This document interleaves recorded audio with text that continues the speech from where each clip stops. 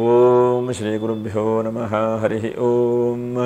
ಓಂ ನಮಃ ಸೂರ್ಯ ಪಿತಾಮಹೋ ವ್ಯಾಸ ವಸಿಷ್ಠೋ ತ್ರಿಪರಾಶರಃ ಕಶ್ಯಪೋ ನಾರದೋ ಗಾರ್ಗ್ಯಃ ಮರೀಚಿರ್ ಮುನಿರಂಗಿರಾಃ ಲೋಮಶಃ ಪೌರಶಶ್ಚೈವ ಚಮನೋ ಜವನೋ ಭೃಗುಃ ಶೌನಕೋಷ್ಟಾದಶಶ್ಚೇತಿ ಜ್ಯೋತಿಷ್ಶಾಸ್ತ್ರ ಪ್ರವರ್ತಕಾಃ. ನಮೋ ಋಷಿಭ್ಯಃ ನಮೋ ಮಹದ್ಭ್ಯಃ. ಪ್ರಿಯ ವೀಕ್ಷಕರೇ, ಭಗವಂತ ಶುಭವನ್ನುಂಟು ಮಾಡಲಿ. ಆತ್ಮೀಯರೇ, ಜುಲೈ ತಿಂಗಳಲ್ಲಿ ತುಲಾ ರಾಶಿಯವರಿಗೆ ಹೇಗಿದೆ? ಏನಾದರೂ ಶುಭವಾದಂಥ ವಾತಾವರಣಗಳು ಆಗಬಹುದಾ ಅಥವಾ ಇನ್ನೂ ತೊಂದರೆನಾ ಎಂಬುದನ್ನು ಕೂಡ ನಾವು ಗಮನಿಸೋಣ. ನೋಡಿ, ಆಷಾಢ ಮಾಸದಲ್ಲಿ ಇದು ಶುಕ್ರವಾರ ಲಕ್ಷ್ಮೀ ಪೂಜೆ ಮಾಡುವಂಥದ್ದು. ಅನಂತರದಲ್ಲಿ 10ನೇ ತಾರೀಕಿಗೆ ಗುರು ಪೂರ್ಣಿಮಾ, ಗುರುವನ್ನು ವಿಶೇಷವಾಗಿ ಪೂಜೆ ಮಾಡುವಂಥದ್ದು 10ನೇ ತಾರೀಕಿಗೆ. ಅನಂತರ 14ನೇ ತಾರೀಕಿಗೆ ಸಂಕಷ್ಟರ ಚತುರ್ಥಿ ಇದೆ. 14ನೇ ತಾರೀಕಿಗೆ ಕರ್ಕಾಟಕ ಸಂಕ್ರಾಂತಿ, ದಕ್ಷಿಣಾಯಣ ಪುಣ್ಯಕಾಲ. ಉತ್ತರಾಯಣ ಪುಣ್ಯಕಾಲವನ್ನು ಎಲ್ಲರೂ ಕೂಡ ಜಾಸ್ತಿ ನೋಡ್ತೇವೆ. ದಕ್ಷಿಣಾಯಣ ಪುಣ್ಯಕಾಲವು ಕೂಡ ಬಹಳ ವಿಶೇಷವಾದಂಥದ್ದು ಪೂಜೆ ಪುನಸ್ಕಾರನ ಮಾಡಲಿಕ್ಕೆ. ಇನ್ನು ಆಷಾಢ ಮಾಸದ ಶುಕ್ರವಾರ, ಇನ್ನು ಭಾಗವತ ವೈಷ್ಣವ ಏಕಾದಶಿ ಅಂತಿದೆ. ಹಾಗೆ ಮಹಾಪ್ರದೋಷ 22ನೇ ತಾರೀಕಿಗೆ, 23ನೇ ತಾರೀಕಿಗೆ ಮಾಸ ಶಿವರಾತ್ರಿ, 24ಕ್ಕೆ ಜ್ಯೋತಿರ್ ಭೀಮೇಶ್ವರ ವ್ರತ. ಹಾಗೆ 26ನೇ ತಾರೀಕಿಗೆ ಚಂದ್ರ ದರ್ಶನ ಮತ್ತು ಶ್ರಾವಣ ಮಾಸದ ಆರಂಭ. ಇದು ಬಹಳ ಮುಖ್ಯವಾದಂಥದ್ದು. ಹಾಗಾಗಿ ಆಷಾಢ ಮಾಸ ಎಲ್ಲ ಮುಗಿದು ನಮ್ಮ ಶ್ರಾವಣ ಮಾಸ ಆಡುವಂಥದ್ದು 25ನೇ ತಾರೀಕಿಗೆ ಆರಂಭವಾಗುತ್ತೆ. ಫಸ್ಟೇ ಶ್ರಾವಣ ಶನಿವಾರ ಇದೆ. ಈಶ್ವರನನ್ನು ವಿಷ್ಣುವನ್ನು ವಿಶೇಷವಾಗಿ ಪೂಜೆ ಮಾಡುವಂಥದ್ದು. ನಾಗ ಚತುರ್ಥಿ 28ಕ್ಕೆ, ನಾಗರ ಪಂಚಮಿ 29ನೇ ತಾರೀಕಿಗೆ, ಹೀಗೆಲ್ಲ ಒಂದು ಹಬ್ಬ ಹರಿದಿನಗಳೆಲ್ಲ ಇದೆ. ಇನ್ನು ತುಲಾ ರಾಶಿಯವರೇ ನೋಡಿ, ನಿಮಗೆ 5ನೇ ರಾಶಿಯಲ್ಲಿ ರಾಹು, 6ನೇ ರಾಶಿಯಲ್ಲಿ ಶನಿ. ಬಹಳ ಒಳ್ಳೆಯದು ತುಲಾ ರಾಶಿಯವರಿಗೆ. ಶನಿ 6ನೇ ರಾಶಿಯಲ್ಲಿ ಬಂದರೆ 12ನೇ ರಾಶಿ ನೋಡಲ್ಪಡ್ತಾನೆ. 8ನೇ ರಾಶಿ ಶುಕ್ರ, 9ನೇ ರಾಶಿ ಗುರು, 10ನೇ ರಾಶಿ ರವಿ ಬುಧರು, 11ನೇ ರಾಶಿಯಲ್ಲಿ ಯಾರೂ ಇಲ್ಲ. 12ನೇ ರಾಶಿ ರವಿ ಮತ್ತು ಕುಜ 2 ಗ್ರಹಗಳಿದ್ದಾರೆ. ಈಗೆಲ್ಲ ಒಂದು ಗ್ರಹ ಸ್ಥಿತಿ ನಿಮಗೆ. ತುಲಾ ರಾಶಿಯವರಿಗೆ ನೋಡಿ, ಒಂದಂತಕ್ಕೆ ಎಲ್ಲವೂ ಕೂಡ ಬರ್ತಾ ಇದೆ. ಆದರೆ ನಿಮಗೆ ಸರಿಯಾದಂಥ ಸಂತೃಪ್ತಿ ಹೇಳುವಂಥದ್ದು ಆಗ್ತಾ ಇಲ್ಲ. ಮದುವೆ ಆಗದೇ ಇದ್ದವರಿಗೆ ಮದುವೆ ಆಯಿತು, ಮದುವೆ ಆದ ನಂತರದಲ್ಲಿ ಸಂತಾನ ಬೇಕೋ ಸಂತಾನಗಳಾಯಿತು. ಅನಂತರದಲ್ಲಿ ಮನೆ ಇಲ್ಲ ಅಂತ ಹೇಳೋರಿಗೆ ಮನೆ ಆಯಿತು ಅಲ್ವಾ. ಅನಂತರ ಎಲ್ಲೋ ಒಂದು ಕಡೆ ನೀವು ಒಂದು ದೊಡ್ಡ ಕೆಲಸ ಮಾಡಬೇಕು ಅಥವಾ ಸಂಸ್ಥೆ ಮಾಡಬೇಕು ಅಂದರೆ ಅದು ಆಯಿತು. ಹೀಗೆ ಜೀವನದಲ್ಲಿ ಆಗು ಹೋಗುಗಳು ಬೇಕು ಹೇಳುವಂಥದ್ದು ಬಹಳ ಮುಖ್ಯವಾಗಿ ಆಗಿದೆ ನಿಮಗೆ. ಬಹಳ ಮುಖ್ಯವಾಗಿ ನಿಮಗೆ ಆಗಿದೆ. ಆದರೂ ಕೂಡ ಎಲ್ಲೋ ಒಂದು ಕಡೆಗೆ ಮನಸ್ಸಿಗೆ ಸಮಾಧಾನ ಇಲ್ಲ, ಅಥವಾ ತೃಪ್ತಿ ಇಲ್ಲ, ಅಥವಾ ಇನ್ನೇನಾದರೂ ನನಗೆ ಆಗಬಹುದಾ, ಸಿಗಬಹುದಾ ಹೇಳುವಂತಹ ಬಹಳ ಮುಖ್ಯವಾದಂತಹ ಆ ಪ್ರಯತ್ನದಲ್ಲಿ ನೀವು ಇದ್ದೀರಿ. ಆ ಪ್ರಯತ್ನಗಳೆಲ್ಲ ಒಂದು ಹಂತಕ್ಕೆ ತೃಪ್ತಿದಾಯಕವಾಗಿ ಆಗ್ತಾ ಇಲ್ಲ. ಆದರೆ ಈ ತಿಂಗಳಲ್ಲಿ ಕೆಲವೊಂದಷ್ಟು ವಿಷಯದಲ್ಲಿ ತೃಪ್ತಿ ಸಿಗುವಂಥ ಚಾನ್ಸಸ್ ಇದೆ. ನೋಡಿ, ಷಷ್ಠದಲ್ಲಿರುವಂತಹ ಶನಿಯು ಪರಾಕ್ರಮನು ಕೊಡ್ತಾನೆ ಎಂಬುದಾಗಿ ಹೇಳ್ತದೆ ಶಾಸ್ತ್ರಗಳಲ್ಲಿ. ಯಾಕಂದರೆ 6ನೇ ರಾಶಿ 7ನೇ ರಾಶಿ ಪರಾಕ್ರಮ ರಾಶಿ ಅಂತ. ಹಾಗಾಗಿ ಪರಾಕ್ರಮಗಳು ಒಂದು ಕಬ್ಬಿಣದ ವ್ಯಾಪಾರ ವ್ಯವಹಾರ ಮಾಡ್ತಾ ಇದ್ದಂಥವರಿಗೆ, ಮತ್ತು ಭೂಮಿ ವ್ಯಾಪಾರ ವ್ಯವಹಾರ ಮಾಡ್ತಾ ಇದ್ದಂಥ ವ್ಯಕ್ತಿಗಳಿಗೆ, ಮತ್ತು ಹೆಚ್ಚಿನದಾಗಿ ಟ್ರಾವೆಲ್ಸನ್ನು ನಡೆಸ್ತಾ ಇದ್ದಂತಹ ವ್ಯಕ್ತಿಗಳು ಬಹಳ ಇದ್ದಾರೆ ಈ ರಾಶಿಯಲ್ಲಿ. ಹಾಗಾಗಿ ನಿಮಗೆಲ್ಲ ಟ್ರಾವೆಲ್ಸ್ ಮಾಡುವಂಥದ್ದು, ಹೊರಗಡೆಗೆ ಪ್ರಯಾಣ ಮಾಡುವಂಥದ್ದು, ಮತ್ತು ಇದ್ದಕ್ಕಿದ್ದ ಹಾಗೆ ನಿಮ್ಮಲ್ಲಿ ಮನಸ್ಸಿನ ಒಳಗಡೆ ಇರುವಂಥ ದುಃಖಗಳೆಲ್ಲ ಈ ತಿಂಗಳಲ್ಲಿ ದೂರವಾಗ್ತದೆ. ಜಾಸ್ತಿಯಾಗಿ ಪ್ರೀತಿ, ಪ್ರೇಮ, ವಿವಾಹಗಳು ಇಂತಹದ್ದೆಲ್ಲ ಜಾಸ್ತಿ ಕನಸು ಈ ರಾಶಿಯವರಿಗೆ ಈ ಸಮಯದಲ್ಲಿ ಬರ್ತದೆ. ಎಷ್ಟೋ ಸಲ ಆ ಗ್ರಹಸ್ಥಿತಿಯು ಶುಕ್ರ ಮತ್ತು ಗುರುವಿನ ಪ್ರಭಾವದಿಂದ ನಮ್ಮ ಶಾಸ್ತ್ರದಲ್ಲಿ ನೀಚಾರಿ ಭಾಂಶೋ ಭೃಗುದೇವ ಪೂಜ್ಯೋ ಅಂತ. ಒಂದು ಗುರು ಮತ್ತು ಶುಕ್ರ, ಅದರ ಜೊತೆಯಲ್ಲಿ ಕುಜ, 3 ಗ್ರಹಗಳು ವಿವಾಹನ ಉಂಟು ಮಾಡಬೇಕು. ನೋಡಿ, ಕುಜನೂ ಕೂಡ ಏಕಾದಶದಲ್ಲಿದ್ದು ನಿಮಗೆ ಬಹಳ ಒಳ್ಳೆ ರೀತಿಯಾದಂಥ ಫಲಗಳನ್ನು ಕುಜ ನೀಡಬೇಕು. ಕುಜ ಏನು ನಿಮಗೆ ತೊಂದರೆ ಮಾಡಲಿಕ್ಕಿಲ್ಲ. ಇನ್ನು ಶುಕ್ರನು ಸ್ವಲ್ಪ ಮಟ್ಟಿಗೆ ಅಷ್ಟಮದಲ್ಲಿದ್ದಾನೆ, ಹಾಗಾಗಿ ಸ್ವಲ್ಪ ಕಷ್ಟವೂ ಕೂಡ ಆಗಬಹುದೇನೋ. ಆದರೆ ಗುರು ಮಾತ್ರ ಭಾಗ್ಯದಲ್ಲಿದ್ದಾನೆ. ಹಾಗಾಗಿ ಎಲ್ಲೋ ಒಂದು ಕಡೆ ನಿಮ್ಮನ್ನು ಎತ್ತುವಂತಹ ಪ್ರಯತ್ನವನ್ನು ಗುರು ಮಾಡ್ತಾನೆ. ಮತ್ತು ಎಲ್ಲೋ ಒಂದು ಕಡೆ ದೂರದಲ್ಲಿ ವಾಸ ಮಾಡಿದಿರಿ, ಎಲ್ಲೋ ಒಂದು ನಿಮ್ಮ ಮೂಲ ಸ್ಥಾನದಲ್ಲಿ ಏನಾದರೂ ಮನೆ ಕಟ್ಟಿಸ್ಬೇಕು, ಜಮೀನು ತೆಗೆದುಕೊಳ್ಬೇಕು ಅಂತಂದರೆ ಬಹಳ ಒಳ್ಳೆಯದಾದಂತಹ ಸಮಯ ಅಂತೇಳಿ ಹೇಳ್ತಾನೆ. ಯಾಕಂದರೆ ಏಕಾದಶದಲ್ಲಿ ಕುಜ ಇದ್ದಾನೆ, ಹಾಗಾಗಿ ಭೂಮಿ ಅನುಕೂಲತೆಗಳನ್ನು ಕೊಡ್ತಾನೆ. ಆದರೆ ಎಲ್ಲೋ ಒಂದು ಕಡೆಗೆ ತೃಪ್ತಿ ಹೇಳುವಂಥ ವಿಷಯದಲ್ಲಿ ಸಂಪೂರ್ಣವಾಗಿ ಆಗದೇ ಇರಬಹುದು. ಅತೃಪ್ತವಾದಂಥ ಮನಸ್ಥಿತಿ, ಅತೃಪ್ತವಾದಂಥ ವ್ಯವಸ್ಥೆ ಅಂತ ಆಗಿರಬಹುದು. ಆದರೆ ತೃಪ್ತಿ ಕಡೆಗೆ ಜಾಸ್ತಿ ಹೋಗಿ, ಮತ್ತು ಒಂದು 5-6 ಜಾಗ್ರತೆಗಳನ್ನು ಕೂಡ ಈ ತಿಂಗಳಲ್ಲಿ ಹೇಳ್ತಾನೆ. ಒಂದನೇದಾಗಿ ನೀರಿಂದ ಸಣ್ಣ ಪುಟ್ಟ ಸಮಸ್ಯೆಗಳು ಬರುವಂಥದ್ದು ಎಲ್ಲ ಚೆನ್ನಾಗಿರುತ್ತೆ. ಆದರೂ ಕೂಡ ನೀರು ಕುಡಿದಾಗೇನೋ ನಿಮಗೆ ಆರೋಗ್ಯದಲ್ಲಿ ವ್ಯತ್ಯಾಸ ಆಗುವಂಥದ್ದು. ಮತ್ತು ಎಲ್ಲ ಒಂದು ಕಡೆ ಹೋಗ್ತಾ ಇರ್ತೀರಿ, ಜಾರು ಬಿದ್ದು ಬಿಡ್ತೀರಿ, ಏನೋ ಗಡಬಡೆ ಅಂತ ಹೋಗಿರ್ತೀರಿ, ಗಾಡಿ ಸ್ಕಿಡ್ ಆಗಿ ಬಿದ್ದು ಬಿಡ್ತೀರಿ. ಹೀಗೆ ನೀರಿಂದ ತುಂಬ ಜಾಗ್ರತೆ ವಹಿಸ್ಕೊಳ್ಬೇಕು. ಹಾಗೆ ಎರಡನೇದಾಗಿ ಈ ತಿಂಗಳಲ್ಲಿ ಹೆಚ್ಚಿನದಾಗಿ ಹಣಕಾಸನ್ನು ಯಾರಿಗೂ ಕೂಡ ಕೊಡಲಿಕ್ಕೆ ಹೋಗಬೇಡಿ. ಫೈನಾನ್ಸ್ ನಡೆಸುವಂಥವರು ಮತ್ತು ಹಣಕಾಸಿನ ಆಫೀಸಲ್ಲೇ ಬ್ಯಾಂಕಲ್ಲೇ ಇರ್ಬೋದು, ಕ್ಯಾಶರ್ ಇರುವಂಥ ವ್ಯಕ್ತಿಗಳಿರ್ಬೋದು, ನೀವೆಲ್ಲ ಹುಷಾರಿಕೆಯಿಂದ ಇರಬೇಕು. ಯಾಕಂದರೆ ಇವಾಗ ಏನಾಗುತ್ತೆ, 5 ರೂಪಾಯಿಂದು ಅಥವಾ 500 ರೂಪಾಯಿಂದ ಒಂದು ನೋಟ್ ಕೊಡೋದು 200 ರೂಪಾಯಿ ಅಂತಂದರೆ 2 ಸಲ ಹೋಯಿತು ನೋಟು ಅಂತಂದರೆ ನೀವು ಗಾಬರಿ ಬಿದ್ದೋ. ಈಗೆಲ್ಲ ಏನಾಗಿದೆ, ಒಂದು ಕಡೆ ಕೆಲಸ, ಒಂದು ಕಡೆ ಫೋನು. ಹಾಗಾಗಿ ಯಾವುದನ್ನು ನಾವು ಮುಂದೆ ಇಟ್ಕೊಂಡು ಮಾಡ್ತೇವೋ ಒಂದನ್ನೇ ಇಟ್ಕೊಂಡು ಮಾಡಬೇಕು. 2-3 ಕೆಲಸ ಮಾಡಲಿಕ್ಕೆ ಹೋದರೆ ಶರೀರ ಮನಸ್ಸು ಕೆಲಸ ಮಾಡದೇ ಇರಬಹುದು. ಹಾಗಾಗಿ ಯಾವುದೇ ಒಂದೇ ಫೋಕಸ್ ಆಗಿ ಒಂದೇ ಕೆಲಸವನ್ನು ಮಾಡಬೇಕು.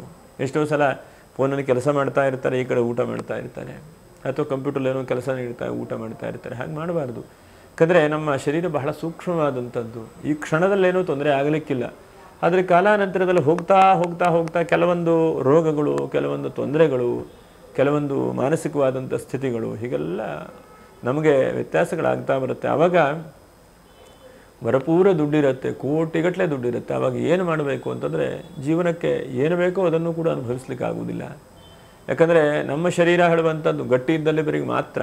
ಹಾಗಾಗಿ ಬಹಳ ಮುಖ್ಯವಾಗಿ ಈ ರಾಶಿಯವರು ಬಹಳ ಮುಖ್ಯವಾಗಿ ನಾವು ಗಮನಿಸಿದಾಗೆ ಸ್ವಲ್ಪ ಜಾಸ್ತಿ ಅದನ್ನು ಹೇಳ್ತಾರಲ್ಲ, ಜೀವನದಲ್ಲಿ ನಮಗೆ ಸಿಕ್ಕದಾಗ ಅದನ್ನು ಪಡ್ಕೊಳ್ಳಿಕ್ಕೆ ಇಷ್ಟಪಡಲ್ಲ, ಸಿಕ್ಕದೇ ಇದ್ದಾಗ ಅದಕ್ಕೆ ಹಿಂದೆ ಹೋಗಿ ಹೋಗಿ ಹೋಗಿ ಅದನ್ನು ಎಳ್ಕೊಂಡು ತೆಗೆದುಕೊಂಬರುವಂಥ ಪ್ರಯತ್ನ ಮಾಡ್ತಾರೆ.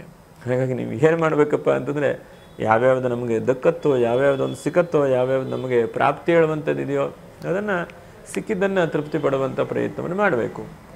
ಅನಂತರದಲ್ಲಿ ಸ್ವಲ್ಪ ಸ್ಕೂಲು ಕಾಲೇಜು ನಡೆಸ್ತಾ ಇದ್ದಂಥವ್ರಿಗೆ ಬಹಳ ಒಳ್ಳೆಯ ರೀತಿಯಾದಂಥ ಫಲ ಆಗ್ಬೋದು. ನೋಡಿ, ಬುಧಾದಿತ್ಯ ಒಬ್ಬನಿದ್ದಾನೆ. ಹಾಗಾಗಿ ಮತ್ತೇನಾದರೂ ಒಂದು ನೂತನವಾದಂಥ ಕೆಲಸಗಳನ್ನು ಪ್ಲ್ಯಾನ್ ಮಾಡಬೇಕು ಅಂತಂದವರಿಗೂ ಕೂಡ ಹೆಚ್ಚಿನದಾದಂಥ ಲಾಭಾಂಶಗಳನ್ನು ಕೂಡ ನೀವು ಕಾಣಬಹುದು. ಇನ್ನು ನಿಮ್ಮ ನಿರೀಕ್ಷೆಗಳು ಈ ತಿಂಗಳಲ್ಲಿ ಒಂದು ಶನಿಯಿಂದ ಕಬ್ಬಿಣದ ಸಂಬಂಧವಾದಂಥ ರೀತಿಯಲ್ಲಿ ಒಳ್ಳೆಯದಾಗಬಹುದು. ಇನ್ನೊಂದು ಕುಜನ ರೀತಿಯಲ್ಲಿ ಭೂಮಿಯ ವ್ಯಾಪಾರ ವ್ಯವಹಾರ ಮಾಡೋವರಿಗೂ ಕೂಡ ಒಳ್ಳೆಯದಾಗಬಹುದು. ಹಾಗೆ ಭೂಮಿ ವ್ಯಾಪಾರ ವ್ಯವಹಾರ ಮಾಡೋವರಿಗೆ ಆಗತ್ತೆ ಅಂತ ತಕ್ಷಣವೇ ನೀವು ಪಟ್ ಅಂತ ಹೋಗುವಂಥದ್ದಲ್ಲ. ಒಂದು ಸ್ವಲ್ಪ ನಿಮ್ಮ ದಶಾಭುಕ್ತಿಗಳು ಯಾವುದಿದೆ, ಜಾತಕ ಯಾವುದಿದೆ, ನಿಮಗೆ ಈ ಸಮಯದಲ್ಲಿ ಪೂರಕವಾದಂಥ ಅನುಕೂಲತೆಗಳಿದೆಯೋ ಮತ್ತು ಆ ಜಾಗ ನಿಮಗೆ ಆಗಿ ಬರುತ್ತೋ ಇದನ್ನೆಲ್ಲ ಯೋಚನೆ ಮಾಡಬೇಕು. ಯಾಕಂದರೆ ಎಷ್ಟೋ ಸಲ ಏನಾಗುತ್ತೆ, ನಾವು ಗಾಬರಿಯಲ್ಲಿ ಹೋಗಿ ನಮ್ಮ ಹತ್ರ ದುಡ್ಡಿದೆ, ಅದೇನೋ ಕಡಿಮೆ ರೇಟಿಗೆ ಅವನು ಕೊಡ್ತಾನೆ ಅಂತೇಳಿ ತೊಂದರೆಗೆ ಬೀಳಬಾರ್ದು. ನೋಡಿ, ಎಷ್ಟೋ ಸಲ ಯಾವ್ಯಾವುದೋ ಜಾಗಗಳು ನಮಗೂ ಕೂಡ ಆಗಿ ಬರುವುದಿಲ್ಲ. ಹಾಗಂತೇಳಿ ಕೆಲವು ಜನಕ್ಕೆ ಸ್ಮಶಾನದ ಪಕ್ಕದಲ್ಲಿ, ಸ್ಮಶಾನದ ಹತ್ತಿರದಲ್ಲೇ ಇದ್ರೇನೂ ಕೂಡ ತೊಂದರೆ ಆಗುವುದಿಲ್ಲ. ಅವರವರ ಹಣೆ ಬರ, ಅವರವರ ಭಾಗ್ಯ ಹೇಳುವಂಥದ್ದು ಹಾಗೆ ಇರುತ್ತೆ. ಎಲ್ಲರಿಗೂ ಕೂಡ ಒಂದೇ ಥರದಲ್ಲಿ ಆಗಿಬಿಡುತ್ತೆ, ಒಂದೇ ಥರದಲ್ಲಿ ಸಿಗತ್ತೆ ಹೇಳುವಂಥದ್ದಲ್ಲ. ಸ್ವಾಭಾವಿಕವಾಗಿ ನಾವು ಇದು ಗೋಚಾರದಲ್ಲಿ ಕುಜ ಬಲಿಷ್ಠವಾಗಿದ್ದರೆ ನೋಡಪ್ಪ ಭೂಮಿ ವ್ಯಾಪಾರ ವ್ಯವಹಾರ ಮಾಡೋರಿಗೆ ಅನುಕೂಲ ಆಗ್ತದೆ ಅಂತೇಳಿ ಹೇಳ್ತೇವೆ. ಅದ್ರ ಜೊತೆಗೆ ಕುಜನಿಗೆ ನಮ್ಮಲ್ಲಿ ಧಾತ್ವಾದಿ ಚೌರ್ಯೈಹಿ ಎಂಬುದಾಗಿ ಕರೆದಿದ್ದಾರೆ. ಬೆಳ್ಳಿ, ಬಂಗಾರ, ಮೆಟಲು ಅಂತೇನು ನಾವು ಕರಿತೇವಲ್ಲ, ಅದೆಲ್ಲ ಈ ತಿಂಗಳಲ್ಲಿ ವ್ಯಾಪಾರ ವ್ಯವಹಾರ ಮಾಡೋವರಿಗೆ ವೃದ್ಧಿ ಆಗಬಹುದು. ಅಥವಾ ಅಂತಹ ಹೆಚ್ಚಿನದಾದಂತಹ ಒಂದು ವ್ಯಾಪಾರ ವ್ಯವಹಾರ ಮಾಡುವಂಥ ಬೆಳ್ಳಿ ಬಂಗಾರದ ಜ್ಯುವೆಲರ್ಸ್ ಅವರಿಗೂ ಕೂಡ ಹೆಚ್ಚಿನದಾದಂಥ ಲಾಭಾಂಶಗಳನ್ನು ಕೊಡಬಹುದು ಕುಜನು. ಅದರ ಜೊತೆಗೆ ಕೇತುವು ಕೂಡ ಕೂಡಿದ್ದಾನೆ. ಹಾಗಾಗಿ ತಂದೆಯವರ ವಿಷಯದಲ್ಲಿ ಸ್ವಲ್ಪ ಜಾಗೃತ ವಹಿಸ್ಕೊಳ್ಳಿ. ಮತ್ತು ಒಂದು ಹಂತಕ್ಕೆ ಪಿತ್ರಾರ್ಜಿತವಾದಂಥ ಆಸ್ತಿಪಾಸ್ತಿಗಳು, ಯಾವುದೋ ಒಂದು ಸಮಸ್ಯೆ, ಯಾವುದೋ ಒಂದು ಕಿರಿಕಿರಿ ಇದ್ದಂತಹ ಆಸ್ತಿಪಾಸ್ತಿಗಳೆಲ್ಲ ಸ್ವಲ್ಪ ಬಗೆಹರಿಯುವಂಥ ದಾರಿಗಳಾಗಬಹುದು. ಇದಿಷ್ಟು ಈ ತಿಂಗಳಲ್ಲಿ ನಿಮಗೆ ಬಹಳ ಮುಖ್ಯವಾಗಿ ಬದಲಾವಣೆಗಳನ್ನು ಕೂಡ ನೀವು ಕಾಣುವಂಥ ಚಾನ್ಸಸ್ ಇದೆ. ಇನ್ನು ನಕ್ಷತ್ರ ಪರಿಹಾರಗಳು ಏನು ಮಾಡಬೇಕಪ್ಪ ಅಂತಂದರೆ ಈ ತಿಂಗಳಲ್ಲಿ ವಿಶೇಷವಾಗಿ ಚಿತ್ತ, ಸ್ವಾತಿ, ವಿಶಾಖ 3 ನಕ್ಷತ್ರದವರು. ಚಿತ್ತಾ ನಕ್ಷತ್ರದವರು ಏನಪ್ಪ ಅಂತಂದರೆ ಎಡಬಿಡದೆ ಗುರುಗಳನ್ನು ಭಕ್ತಿಯಿಂದ ಹಿಡ್ಕೊಳ್ಳಿ. 10ನೇ ತಾರೀಕಿಗಿದೆ, ಗುರು ಪ್ರಾರ್ಥನೆ ಮಾಡಿ, ಗುರುಚರಿತ್ರೆ ಪಾರಾಯಣೆ ನಮಸ್ಕಾರಗಳನ್ನು ಮಾಡಿ. ಅನಂತರ ಸ್ವಾತಿ ನಕ್ಷತ್ರದವರು ವಿಶೇಷವಾಗಿ ನೋಡಿ, ನಾಗರ ಪಂಚಮಿ ಇದೆ ನಿಮಗೆ. ಸ್ವಾತಿ ನಕ್ಷತ್ರವಾಗಿ ರಾಹು ನಕ್ಷತ್ರ ಎಂಬುದಾಗಿ ಕೂಡ ಕರೀತೇವೆ ನಾವು. ಹಾಗಾಗಿ ರಾಹು ನಕ್ಷತ್ರವಾದದ್ರಿಂದ ನಾಗರ ಪಂಚಮಿ 29ನೇ ತಾರೀಕಿಗೆ ಬರುತ್ತೆ. 29ನೇ ತಾರೀಕಿಗೆ ಎಲ್ಲೆಲ್ಲಿ ನಿಮ್ಮ ಮನೆ ಹತ್ತಿರದಲ್ಲಿ ನಾಗನ ಕಟ್ಟೆ ಇದ್ದರೆ ಅಥವಾ ನಾಗನ ಪೂಜೆ ಮಾಡ್ತಾ ಇದ್ದರೆ ಅಲ್ಲಿ ಶುದ್ಧವಾಗಿ ಪಂಚಾಮೃತ, ಹಾಲು, ಮೊಸರು, ತುಪ್ಪ, ಸಕ್ಕರೆ ಅಥವಾ ಬೆಲ್ಲ, ಜೇನುತುಪ್ಪ, ಇದು ಪಂಚಾಮೃತ ಅಂತ ಕರಿತೇವೆ.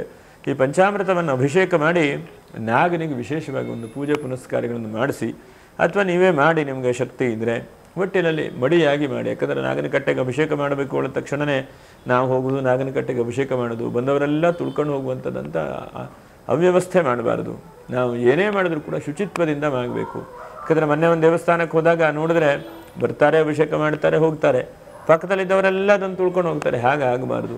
ದೇವರನ್ನು ಬಹಳ ಗೌರವವಾಗಿ, ಬಹಳ ಪ್ರೀತಿಯಿಂದ, ಬಹಳ ನಿಷ್ಠೆಯಿಂದ ಮಾಡಬೇಕು. ಅದಕ್ಕೆ ನಮ್ಮ ಶಾಸ್ತ್ರದಲ್ಲಿ ಸರ್ವೇಷಾಂ ಅವಿರೋಧೇನ ಪೂಜಾಕರ್ಮ ಸಮಾರಭೇತ್ ಅಂತ ಹೇಳಿದ್ದಾರೆ. ಯಾಕಂದರೆ ನಮ್ಮಿಂದ ಇನ್ನೊಬ್ಬರಿಗೆ ಯಾವುದೇ ರೀತಿಯಾದಂಥ ದುಃಖ ತೊಂದರೆಗಳಾಗಬಾರದು. ಹಾಗಾಗಿ ಅಂತಹ ಒಂದು ಒಳ್ಳೆಯ ವ್ಯವಸ್ಥೆಯಲ್ಲಿ ಯಾಕಂದರೆ ನಾವು ಹಾಲನ್ನು ಅಭಿಷೇಕ ಮಾಡಿ ಹೋಗಿಬಿಡುವಂಥದ್ದಲ್ಲ. ಹಾಲು ಅಭಿಷೇಕ ಮಾಡೋದು ನೀರು ಹಾಕಿ ನಾಗರಿಕಲ್ಲಿ ತೊಳೆಯಬೇಕು. ಇಲ್ಲ ಅಂತಂದರೆ ಒಂದು ವಾಸನೆ ಆಗುತ್ತೆ, ಅಕ್ಕಪಕ್ಕದಲ್ಲಿ ಓಡಾಡಲಿಕ್ಕೆ ಆಗೋದಿಲ್ಲ. ಮತ್ತು ಕೆಲವೊಂದಷ್ಟು ಸೂಕ್ಷ್ಮವಾದಂಥ ಜೀವಿಗಳು ಕೂಡ ಕೆಳಗಡೆಗಿರುತ್ತೆ, ಅದಕ್ಕೆಲ್ಲ ತೊಂದರೆ ಆಗುತ್ತೆ. ಹಾಗಾಗಿ ನಾವು ಒಂದಷ್ಟು ನೀರು ಹಾಕಿ ತೊಳೆದು ಶುಚಿತ್ವ ಇರಬೇಕು. ಅದಕ್ಕೆ ಶಾಸ್ತ್ರದಲ್ಲಿ ಕಾಲೇ ಕುರಿಯಾತ್ ಶುಚಿಃ ಕುರಿಯಾತ್ ಎಂಬುದಾಗಿ ಗ್ರಂಥಗಳೆಲ್ಲ ಹೇಳ್ತಾನೆ. ಒಂದು ಕಾಲದಲ್ಲೇ ಮಾಡಬೇಕು, ಇನ್ನೊಂದು ಶುಚಿಯಾಗಿ ಮಾಡಬೇಕು. ಯಾಕಂದರೆ ಅಶುಚಿಯಾಗಿ ಮಾಡಿದ್ರೆ ಯಾವುದೇ ಸರಿಯಾದಂಥ ಫಲ ಇಲ್ಲ. ಯಾಕಂದರೆ ಎಲ್ಲೋ ಒಂದು ಕಡೆ ಹೋಗಿ ಬಂದುಬಿಡೋದು, ಅರ್ಜೆಂಟಾಗಿ ದೇವಸ್ಥಾನಕ್ಕೆ ಹೋಗೋದಾಗ ಮಾಡಬಾರದು. ಶುಚಿಃ ಕುರಿಯಾತ್, ಶುಚಿಯಾಗಿದ್ದಾಗ ಮಾಡುವಂಥದ್ದು. ಹಾಗಾಗಿ ನಮ್ಮಲ್ಲಿ ಅಶೌಚಾದಿಗಳನ್ನು ಕೂಡ ಧರ್ಮಶಾಸ್ತ್ರಕಾರ ಹೇಳಿದ್ರು. ಹಾಗಾಗಿ ಶುಚಿಯಿಂದ ಆದಷ್ಟು ಕಾಲದಲ್ಲಿ ಮಾಡಿ, ಎಷ್ಟೆಷ್ಟೊತ್ತಿಗೋ ಹೋಗಿ ಮಧ್ಯಾಹ್ನ 2 ಗಂಟೆಗೆಲ್ಲ ಪೂಜೆ ಮಾಡುವಂಥದ್ದಲ್ಲ. ಆದಷ್ಟು ಉತ್ತಮವಾದಂಥ ಪ್ರಾತಃ ಕಾಲದಲ್ಲಿ ಅಥವಾ ಸಂಧ್ಯಾಕಾಲದಲ್ಲಿ ಪೂಜೆ ಪುನಸ್ಕಾರಗಳನ್ನು ಮಾಡೋಣ ಅಂತ ಹೇಳ್ತಾ ಮುಂದಿನ ವಿಡಿಯೋದಲ್ಲಿ ಭೇಟಿ ಮಾಡೋಣ. ನಮಸ್ಕಾರ. ಲೋಕ ಸಮಸ್ತ ಸುಖಿನೋ ಭವಂತು, ಸಮಸ್ತ ಸನ್ಮಂಗಲಾನಿ ಭವಂತು. ನಮಸ್ಕಾರ.